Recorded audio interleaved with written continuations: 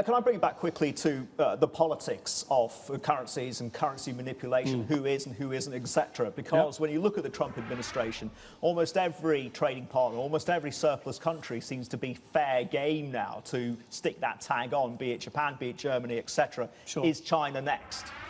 Well, I think that everybody just accepts that eventually he'll utter the words. But what does that actually mean? Does it mean that all of a sudden they change the policy strategy that they're currently embarked on? I doubt that.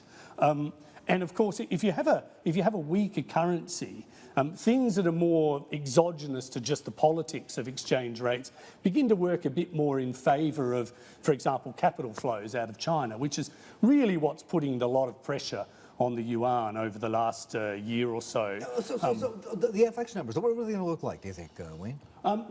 We actually think that they keep bleeding money.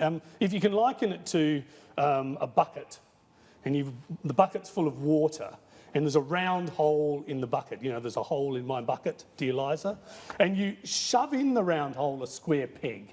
So you're still bleeding money out the sides, right? And we think that continues. It's interesting that the IMF said that 2.7 to 2.8 trillion was the number that they need to have if they want to have... Stay in the SDR, right? Yeah. Yep, and also that's with capital control. Without capital control, that's with without capital control. With capital control, the number's much lower than that. So we actually think that we get down to the 2.7, 2.8 by when? By the end of the year. And we have a yuan view of about 7.2 on the back of that. So how much of that continued leakage is due to this little interesting stat that I came across earlier this morning? Most of the outflow has been basically through corporate channels up until just very recently, right? Sure. Your average man on the street, your average Joe, or whatever the equivalent there in China is, they've only started sending their money out, or trying to, recently.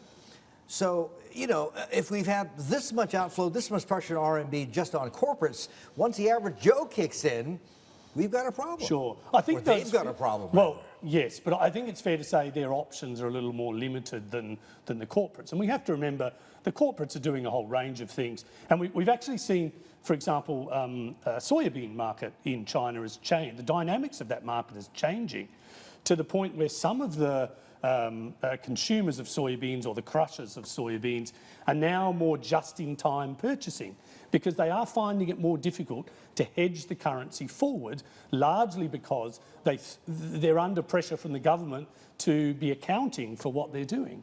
And so, consequently, the market dynamics is changing, and that's, of course, beginning to tighten up on even the corporate's activity.